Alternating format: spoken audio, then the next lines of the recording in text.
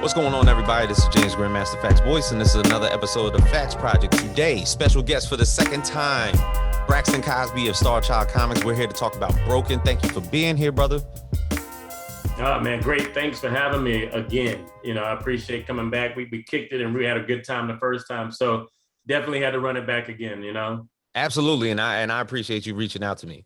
But let's get into this. I mean, now campaign's been going strong for about I'd say about a couple weeks. We got about is it a week? Okay. And then we got 2 weeks. No, it's been 2 weeks. We got 2 weeks left. 2 weeks left. So we got 14 days. Mm-hmm. So the one thing about your company, as opposed to a lot of others, and I remember us getting into this the last time, is that, of course, you are a novelist, by trade first, and then getting into comic book projects as it is. You have a unique way that you do your crowdfunding, because not only are you getting the comics that are brought out to everybody in the fold, but these are also novels that are being put out.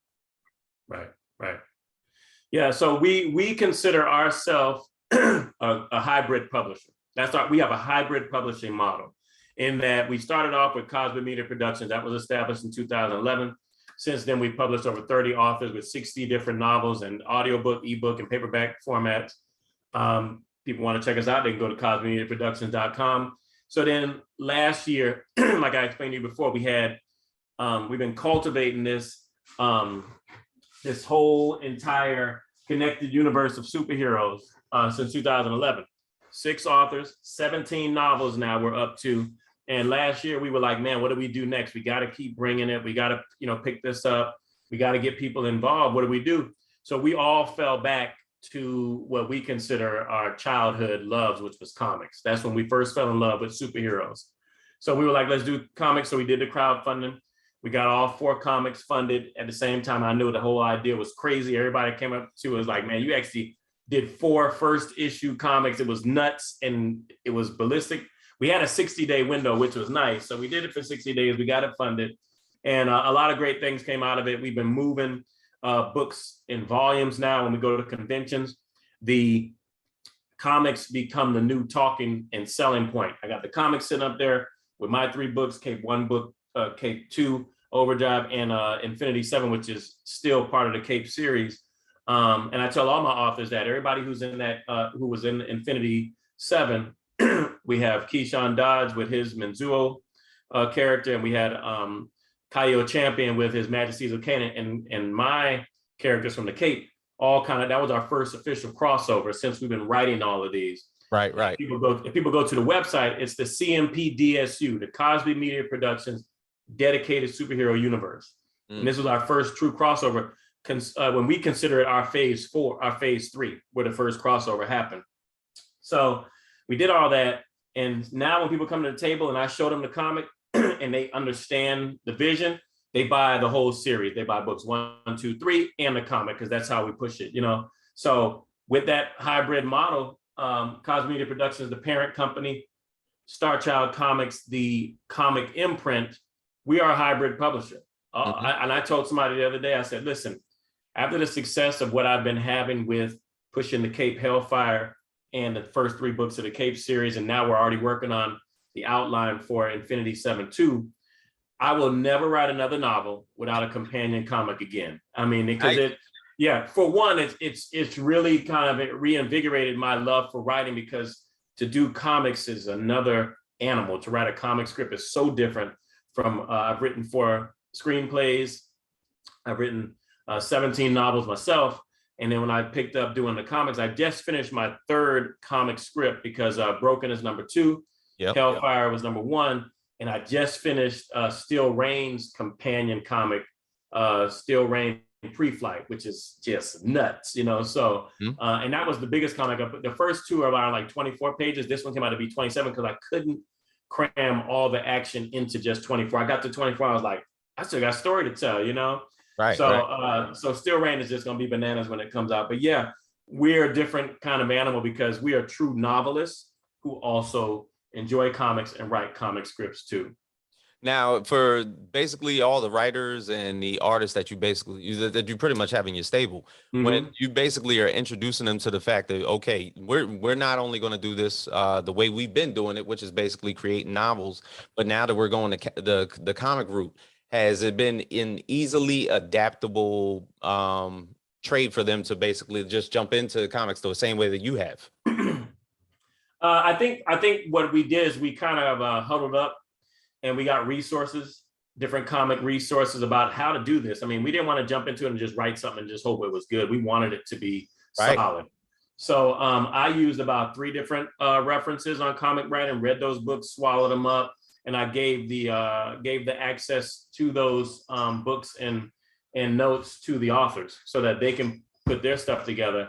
And so we tried as best we could to follow the same kind of structure and storyboard with comics, where we're going act 1, act 2, act 3 setup, and we've just honestly been blessed with some fantastic artists. So these are not comic artists, they are artists. So they have a way of seeing what we write in the script and transcribing that into art in those panels, so we feel like we can pull pages out of our comics and make posters out of them. We want them to look that good, and they have been.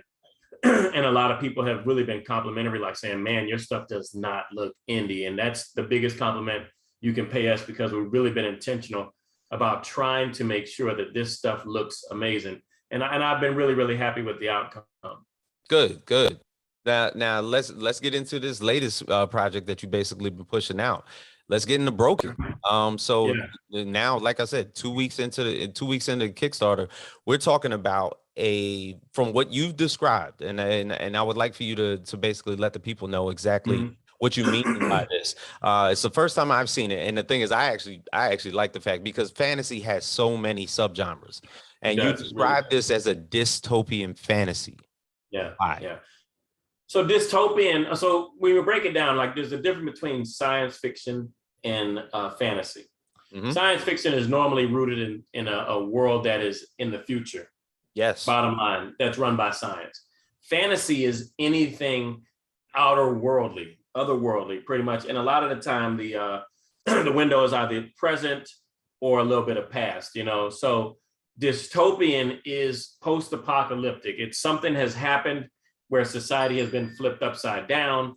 Things have been torn apart. The world as we know it, or the characters know it, has been totally flipped upside down and turned. And so things are not what they seem. We usually get the story where we're kind of dropped into it and we are in that world, and then we get the history somewhere in a storytelling about what happened, or we actually see the character actually travel through it from beginning to end. Now, that could also be flashbacks where we're dropped into the world and the characters kind of tell the story about how they got here. But eventually, at some point in time, you have to give that history lesson of how we've arrived where we are. So with Broken, that is where we are. We're in this dystopian world. When we first get introduced to the characters in Act 1, we meet Keesa. We get introduced to her world. She's literally a slave girl. So I'll break it down for like this. Future Earth, all of a sudden, all out nuclear war. I mean, every continent on the planet has been nuked. So nobody knows who pushed the button first. Nobody knows who started it. Nobody knows how, but we don't know how it's going to end at this point. So the world is just trying to figure things out. People spread to the edges of the continents to try to get to fresher and cleaner water, Right. And pretty much the inner part of the continents are just empty. 70% of the population dies instantly from the radiation, nuclear fallout. Those who survive ingest the ashes, and things happen. Of that 70% of that 30% of people who have survived, a majority of them turn into what we call ashers. They're basically zombies, Walking Dead. And then the other part of them become crazy. They turn into what we call hoarders, and they just imagine like Mad Max. They just scavenge the land, destroy, pillage, whatever they have to do to survive. Right. They're kind of just like maniacs. And then this government entity kind of rises up called the establishment. This is worldwide. And the crazy thing about the establishment, what they've done is they realize like, hey, the economy is gone. There is no more money. It has no value. Gold has no value. So the only thing we're going to do now, we're going to trade people. So they basically enslave those who are too weak. So we go backwards and I'm sorry. So we go backwards. We're doing that again. Yeah. Slave society. Yep. But this has nothing to do with race, creed, or color at this point. Right. This is just whoever's weak. So it becomes a class system. The strong elitists and everybody else, you know? So they set up these things called settlements, and they kind of rewind the clock a little bit even further, even like the biblical days, where they have precincts and districts that are run by magistrates and judges. You know, so we don't have presidents and things like that anymore. It's just people who are over districts, you know? Right. So Keesa is a slave girl, but everybody has jobs as slaves. So her job is she's a scout. She basically goes up on the hill. She kind of looks out. She has a walkie-talkie radio where she can radio back to the settlement to say what's going on. So she's looking for ashers. She's looking for hoarders and how they are advancing towards the city, you know, the settlements and whatnot. So that's her job. We get that snapshot of her and her world, and then we kind of get into her mind. Broken Book 1, like you say, is a novel. And that is written from a first-person narrative of Keesa the entire time. So we're all in her head, all her thoughts. We get an idea of what happened to her. She is now left alone. She doesn't have her father or her mother anymore. And she only has her little brother, Kieran, who's 9 years old. So her job in her mind is to be his parent, you know? So she's going to protect him at whatever cost she can. But she's going through a lot of turmoil of all the loss, and she's really ready to give up and die, to be quite honest. Wow. Now, and within that suffering, is it either Keesa or another character within within the comic and the novel itself that suffers from ESP and has visions? Right. So that other percent that I left out of what remains of people who get these who ingest the nuclear fallout turn into what we call alphas. So they all have special, unique abilities. And the foreshadowing in the story is that eventually there's a resistance group, like it always is. Yeah. And they're coming around to try to recruit, and they're looking for these alphas because they feel like they hold the key to turning this whole thing around. And that's how the story continues to unfold in book 1. Man, so if we're checking all boxes, nuclear holocaust, going backwards into a slave settlement, the living dead, and people with unique abilities. Where does Keesa fit in all of this? And the thing is, I know from reading the summary, the big thing is that she wants to escape, but it's almost like, what does she do when she does? That's the whole point. And you got to think about that, right? Yeah, you're a slave. They feed you every day.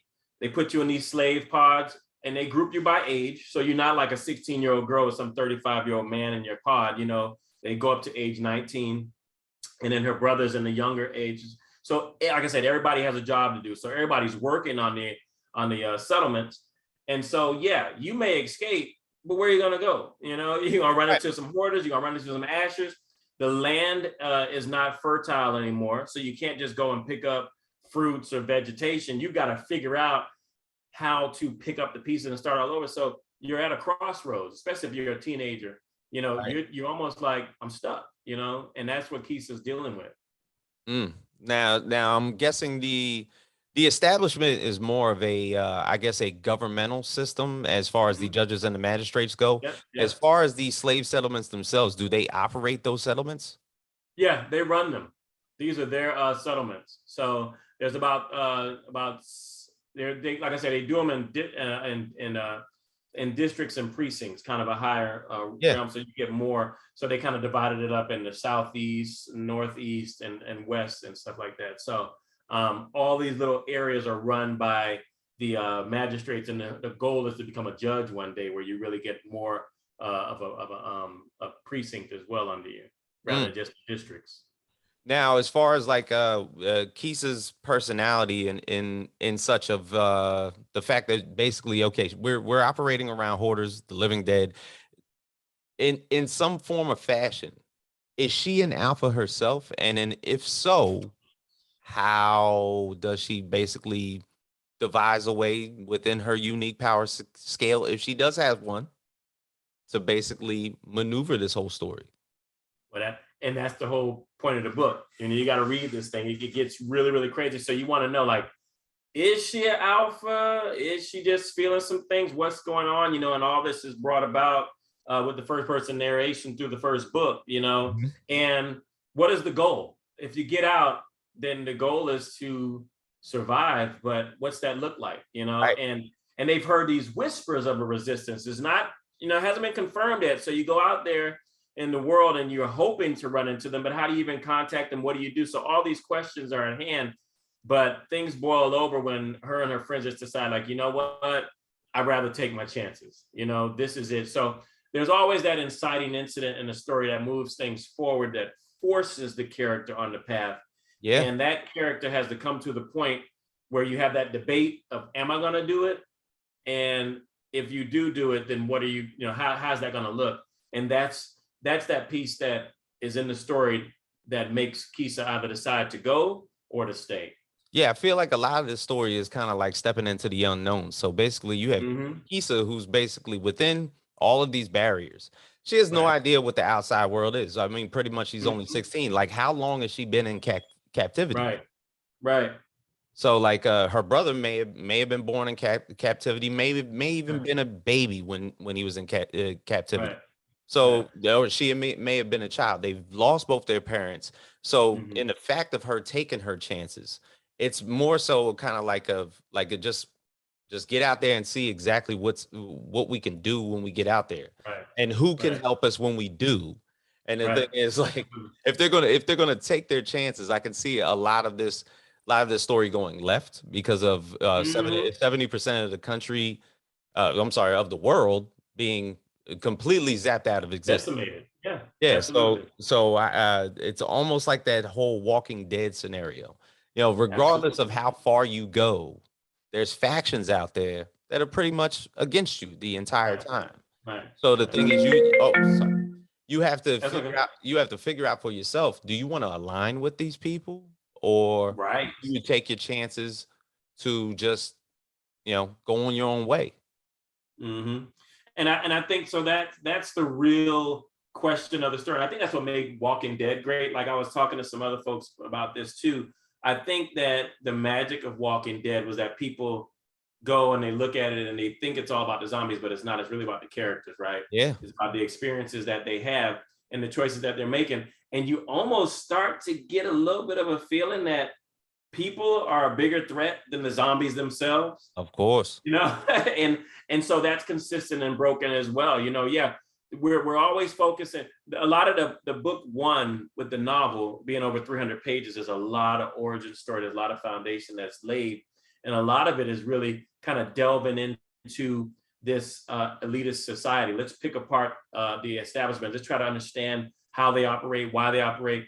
And you have those characters who are the top of the establishment, who really feel like what they're doing is the best for society at this point. They've really been convinced. And that's that conundrum of, like, yeah, I get it. We have to do something to kind of help the world repopulate and get things back together, but do we have to do it to this extreme? And they just feel like they have to, at this point, because if not, you can have anarchy, so you get this understanding of that. And we really dive into the hoarders a little bit.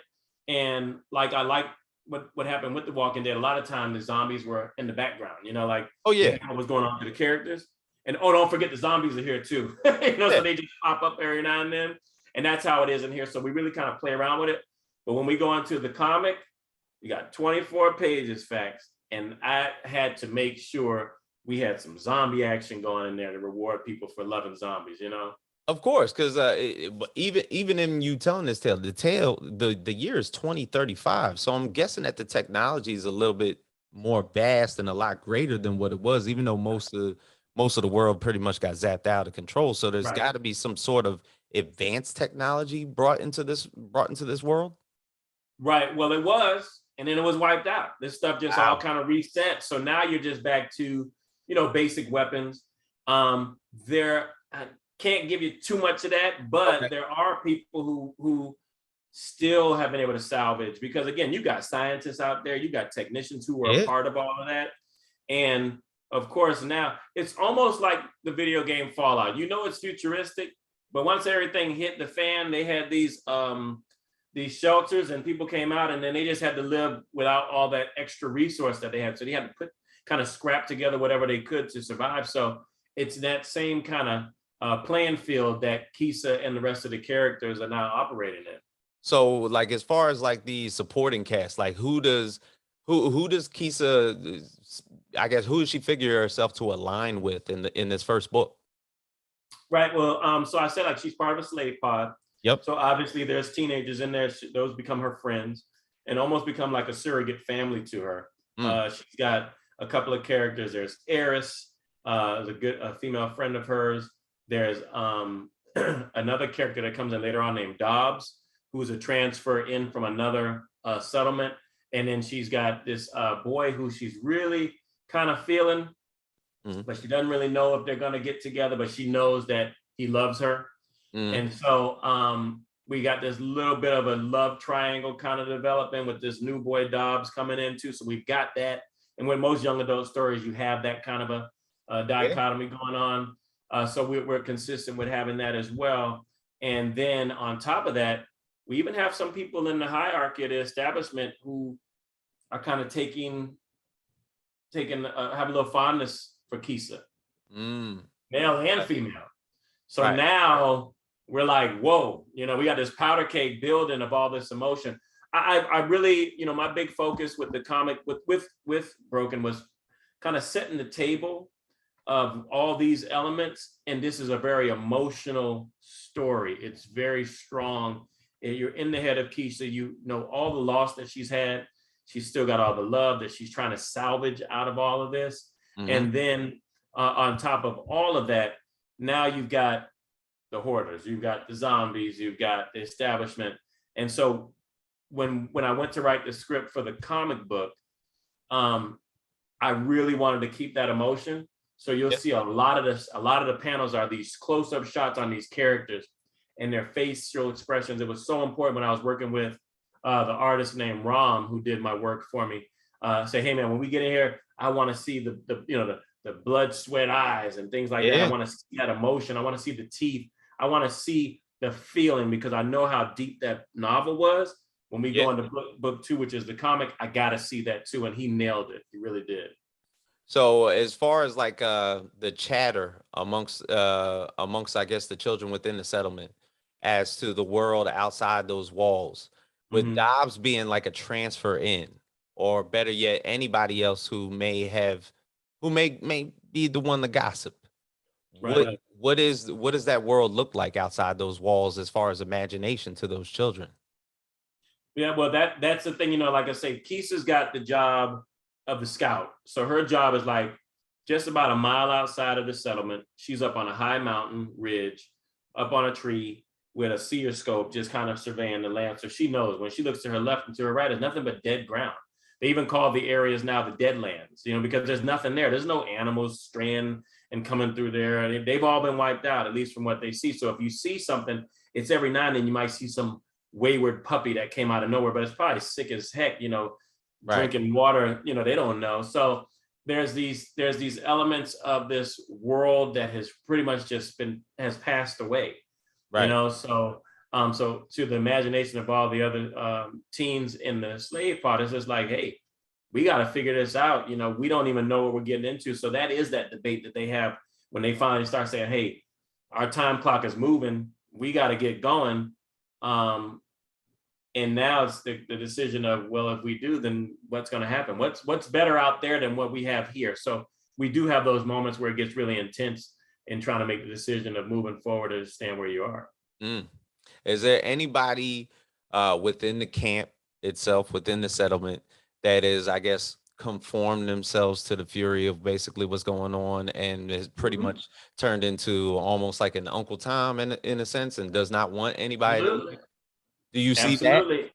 Yep, you do see that, and it's a family member that's very close to Keesa that does that. Oh man, it's always one.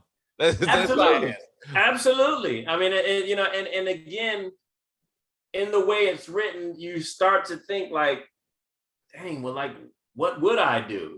Because again, I mean, this is a world that we have not been thrown into yet, Yeah. Do you just sell everybody out in order to just live in your comfort and kind of like live out your days because you pretty much figure anywhere outside these walls is a waste.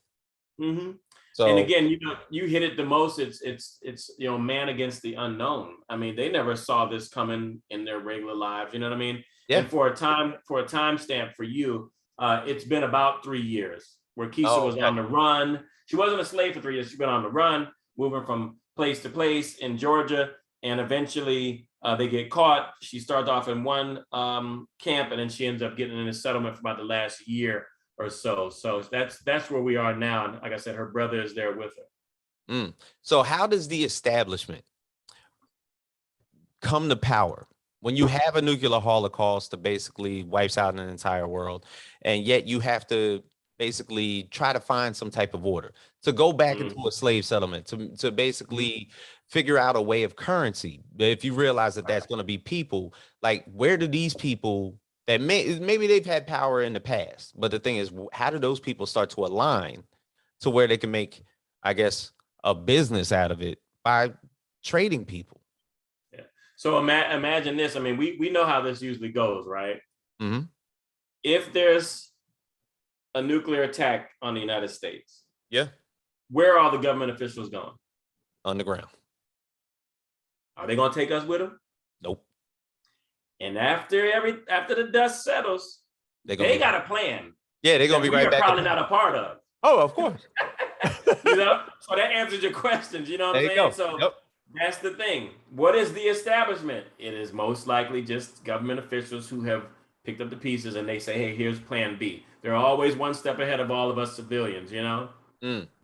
So, being as how this takes place in Savannah, Georgia, so of course this is of course taking place right here in America. I know the establishment has pretty much set themselves pretty much nation based. Right. Is this also happening in other continents? The establishment is established in every continent, every country.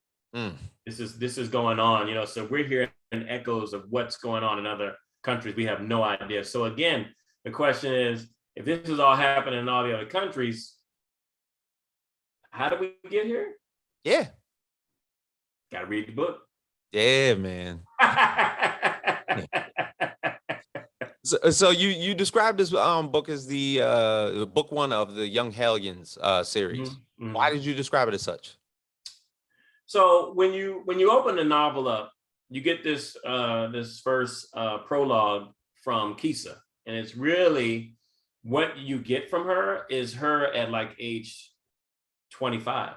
And she kind of talks about what has happened. It's almost like she's giving a speech, and she says, "My name is Keesa, the leader of the resistance, and this is my story." So now we go back, and then she's talking us up from age 16 out, So this is a movement that she is now the face of. So we just want to know how she gets there, so that's what we read the book for. So the Young Hellions becomes, really the group that she's leading. And how she gets to become a Hellion is from the reading in the book. Wow. So I'm going to take a slight guess on here that later on down the line, somebody from the establishment tends to show themselves and basically takes on the role of the antagonist in this book series. Absolutely. Against Keesa as she starts to develop a little bit more power with the resistance. Absolutely. And it happens early on, and then eventually, by the time we get to the end of the book, that person has been truly identified. They come into even more power than where they start off in the beginning of the book. So that's why the timelines get pushed so much, because they start to realize who and what Keesa may be. So now you've got to nullify that. You know what I mean? So it's almost in the same kind of vein with like the Hunger Games. You start to realize who Katniss was, and President Snow had to take her. Oh yeah. Yep. Yeah. You start to see that like the one particular person started to get a lot more attention than everybody else. Right. And you know, that faction just started to just wane on that, and they started to basically put a Mm-hmm. lot more tougher obstacles in front of that person. Right. And Right. yet they were still overcoming those obstacles, and then that person Absolutely. gained more notoriety, and Mm-hmm. all of a sudden, like, they're up here. They're almost like Yeah. a folk hero in a sense, Right. to And where you're just they're, fanning the flames. Yeah. yeah, yeah, to where they're like, I guess she's gonna be a face without, you know, there's no social media or no technology or anything like that, but people are Mm-hmm. gonna start to talk That's right. about, you know, liberation starting to happen in certain Mm-hmm. types of camps. Now that's absolutely interesting. So as far as the progress of this book, how much of this book is written? 100%. Wow. See, That's the beauty. That's you always do that, man.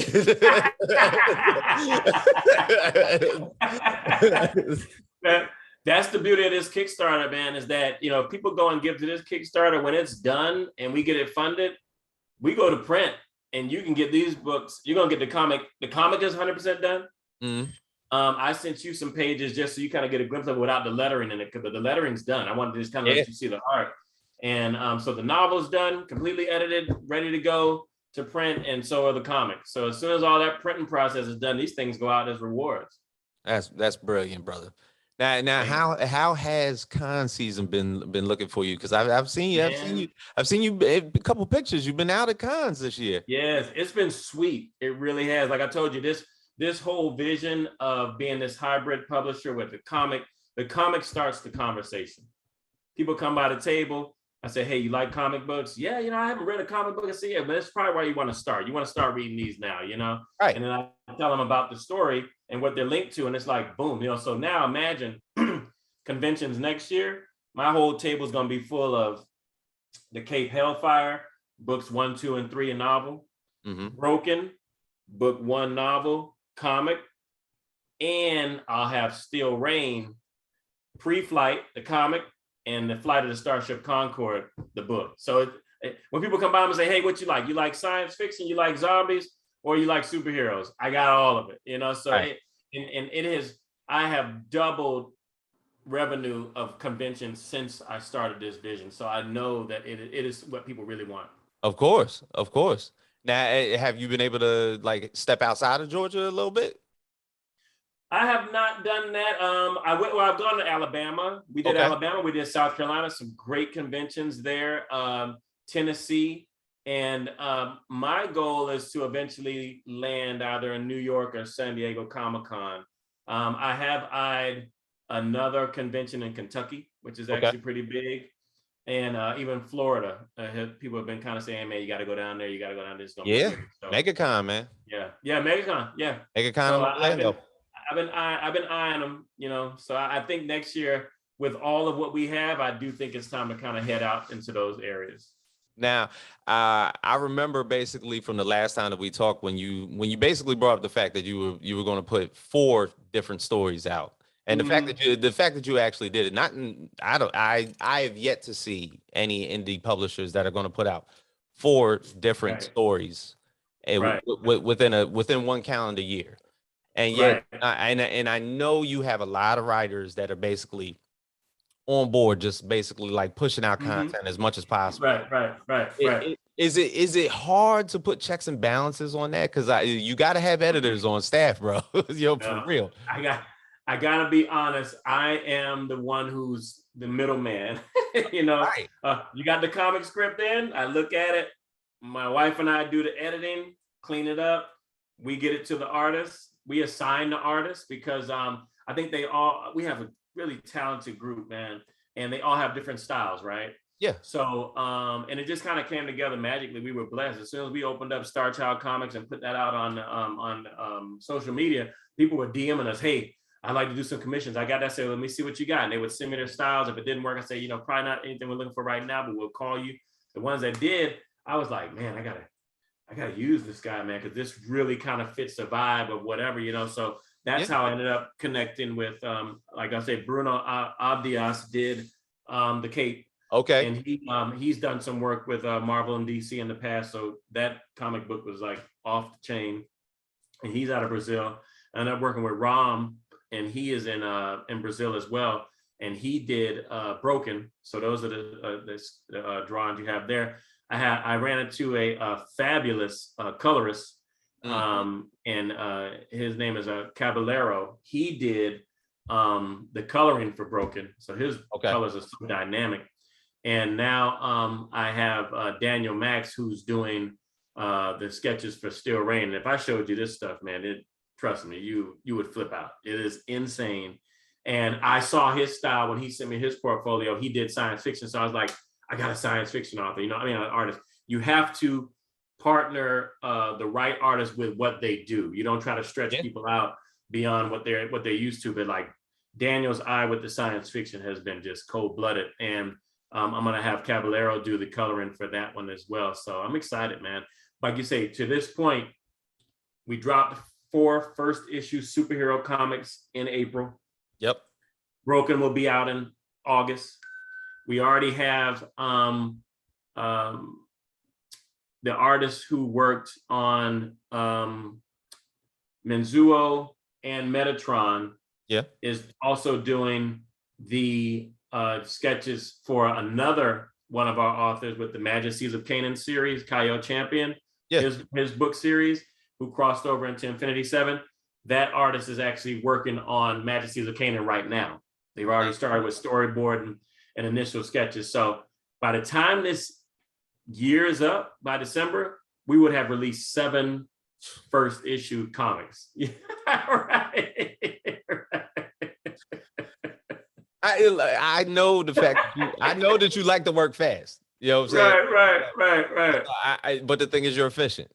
And, and I know you like to incorporate your novels, of course, with these first singular issue comics.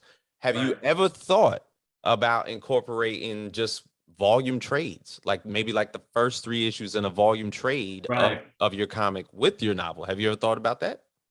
Right. Well, you know, that is so much more, because then you're talking about a lot more resources, because again, these comics are 27 pages, so it is resource heavy. But what we want to do is kind of bring everybody into our world. This is a world reach for us because we have a whole universe. So it's like, hey, you need to get Metatron because there's 4 books that go with this.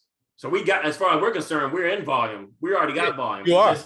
It's just different mediums. You're either going to read novels or the comic. So there's 5 volumes of Metatron out right now. There's 3 volumes out. There's 4 volumes of Bark not right now. There's 4 volumes of the Cape right now. You know, I tell people, I say the comic is the 4th book of the series. It's just in comic form. You know what I mean? So you're going to be stepping up and getting the first 2 volumes of the Broken series. You're going to get the first 2 volumes. And what was genius is that I had brought out the Starcross Saga trilogy. I introduced Still Rain as the bounty hunter in there, and I gave him his solo book. And when I was kind of working with Daniel Max, I'm like, I got to get this guy a sci-fi story. His artwork is amazing. Yeah. And then I was like, people would probably want to know, in between the time of Solstice, which is the 3rd book in the Starcross series, and the 1st book of Still Rain, what happened? So that's what I did. I wrote his story. So essentially, Still Rain, the novel, is now book 2, because Still Rain Pre-Flight, the comic, is book 1. Right. Now it's funny because like I'm looking at it, and I know you want to introduce them into the world because they're so, although they're very similar, you know, it's a whole different perspective. Is there anything different from the comic that you wouldn't see in the novel? No. Okay. I mean, honestly, it's the only thing is it's your mind's eye, right? So we write this stuff. We know what we see. 100 people can read that novel and they'll see the scenes differently. So now we give you I tell people it's the physical manifestation of our brains now in the comic. So now you actually see what we're really seeing. We're dictating that to you, where we let your mind kind of run wild in the novels. You know what I mean?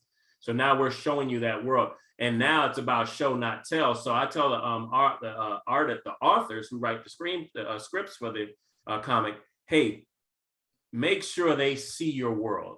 Yeah. Make sure that they understand where you're coming from now visually, because this is your one shot now. You get to dictate this piece, you know? And they've done a great job at doing that, man. They've kind of just gone wire to wire, just kind of showing everything that these superheroes can do, which has just been fantastic to see. Definitely, man. Now, if anybody wanted to get basically past issues, some of the novels or anything like that, like where could they go to basically like get their hands on your work right now? Yeah. Well, the beauty of it is, you know, what we did with the comics, I showed you at the end of every comic, there's a page, and it says, like, you know, if you buy Menzuo War at Home comic, you get to the end, there's a page that just shows like all the books that are in the series. And we made a special page on our website. There's a QR code. You scan it with your phone, it takes you right to our website, and a page of everything that has to do with that series, so you don't miss a beat. So like, you're like, oh, I can get them from right here. And then for people who just, that link will actually take you to our Amazon page, and you can just buy the books right from Amazon. So it's safe. You're not worried about, you get the ebook, the paperback, or the audio book. I was just about to ask, digitally and physically. Absolutely. Awesome, man. Yeah. Bro, I appreciate you doing this with me, man. This is it's always good having you on. So basically, Broken, 2 weeks left. Yeah, 2 weeks on the Kickstarter. 2 weeks on the Kickstarter. Book 1 of the Young Hellion saga. Bro, I give mad kudos to you, because the way that you work, and basically the fact that you're able to put out novel and comic book form, and the ways and the quickness and efficiency that you're able to do it is always magnificent. So thank you. No, absolutely, man. Big ups to you, and I want to see this through, especially. So we got 2 weeks left in this campaign. Go get that. All right. So from James Grandmaster Facts Boyce, Braxton Cosby for Starchild Comics, go get Broken. We are out.